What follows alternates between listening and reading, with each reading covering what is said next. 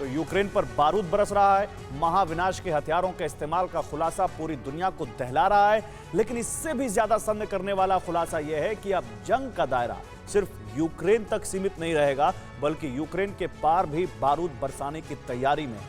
और मालूम है इसमें रूस का पहला टारगेट कौन सा है? वो जो सबसे ज्यादा यूक्रेनियों को शरण दे रहा है, पोलैंड। और यह आशंका नहीं है, बल्कि रूसी फोर्स पोलैंड के बेहद करीब तक पहुंच चुकी है। लेकिन रूस के पोलैंड पर हमले का मतलब क्या होगा, और पोलैंड के खिलाफ जंग छिड़ी तो भविष्य क्या होगा? इस रिपोर्ट में देखिए कितनी बढ़ गई है महाविनाश की आशंका।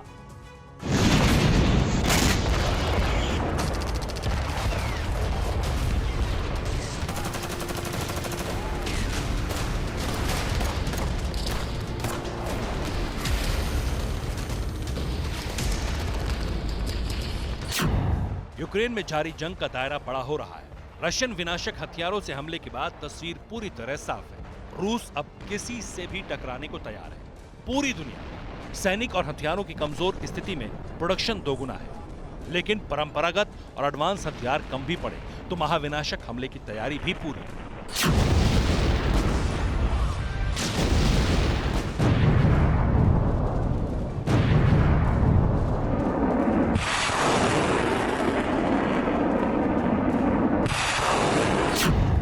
कब्जा कीव पर करना है, लेकिन अब टारगेट यूक्रेन के बाहर भी सेट कर दिए गए हैं, जिसमें पहला नंबर पोलैंड का बताया जा रहा है।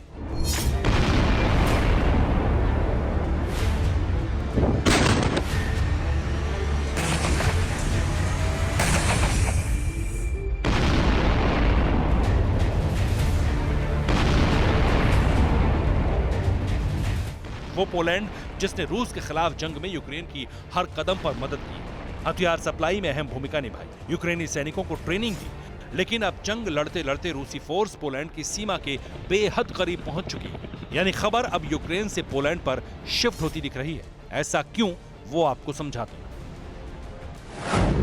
लवीव के उत्तर पश्चिम में 30 किलोमीटर दूर रूसी फोर्स ने यावोरिव सैन्य ठिकाने पर 30 क्रूज मिसाइल्स दागी। यूक्रेन का ये सैन्य अड्डा पोलैंड की सीमा से सिर्फ 35 किलोमीटर दूर है। अगर यहां रूस का कब्जा होता तो पोलैंड पर अटैक करने में आसानी होगी।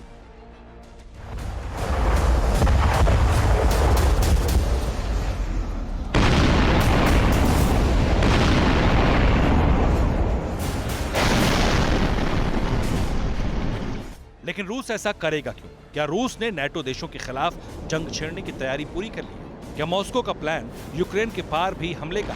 दरअसल रूस की युद्ध नीति इस वक्त समझ से बाहर है, इसलिए इन सवालों के जवाब सिर्फ रूस दे सकता है। लेकिन आशंका के दायरे में रूस का प्लान बेहद चौंकाने वाला दिख रहा है, जिसकी वजह रूसी प्रेसिडेंट खुद पोलैंड को बता रहे हैं। दरअसल पोलैंड ही वो पहला देश है जिसने रूस के खिलाफ एक्शन लेने की अपील की। पोलैंड ने रूस से लड़ने के लिए यूक्रेन को फाइटर जेट्स दिए। दूसरे देशों से पहुंची मदद भी पोलैंड के रास्ते ही यूक्रेन को मिली। यूक्रेन से बाहर निकले ज्यादातर शरणार्थी भी पोलैंड ही पहुंचे। इसलिए पोलैंड पर हमले की आशंका बढ़ रही है, और उस सीमा से अब रूसी फोर्स सिर्फ 35 किलोमीटर ही दूर है। यहां तक कि पोलैंड के पास ही रूस ने किंजल मिसाइल दागने का दावा भी किया है, जो सीधे सीधे यूक्रेन और नाटो देशों के लिए चेतावनी है। हालांकि इसकी वजह डर पैदा करना भी हो सकता है, लेकिन ये वॉर जोन के लिए अगर कोई रणनीति नहीं है तो फिर नाटो से रूस का टकराव साफ साफ दिख रहा है।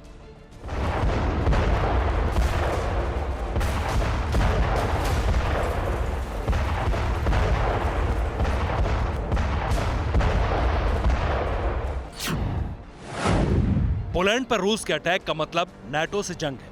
पोलैंड पर हमला होते ही नाटो फोर्स रूसी फोर्स से भिड़ जाएगी। लेकिन अब जंग पारंपरिक नहीं होगी, बल्कि महाविनाशक होगी। इसके अलावा नाटो और रूस की जंग छिड़ते ही विश्व युद्ध 3 का भी आगाज हो जाएगा। हालांकि अमेरिका इस जंग का आकलन पहले ही कर चुका था, इसलिए भविष्य की आशंका को खत्म करने का काम शुरू कर दिया है, जिसमें अमेरिका के टारगेट पर सबसे पहले आया है चीन। वो चीन जो यूक्रेन के खिलाफ युद्ध में रूस का खुलकर समर्थन कर चुका है। इसलिए अमेरिकी राष्ट्रपति बाइडेन ने चीन के लिए आखिरी अल्टीमेटम जारी कर दिया है। प्रेसिडेंट बाइडेन ने यूक्रेन के हालात पर चीन के राष्ट्रपति जिनपिंग से बात की। 2 घंटे की वर्चुअल मीटिंग में बाइडेन ने शांति स्थापना में मदद करने को कहा।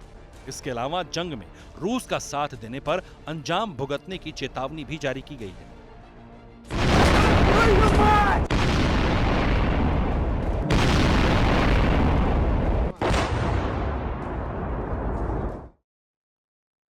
परवाह देश की। सोमवार से शुक्रवार रात 10 बजे TV9 भारतवर्ष पर।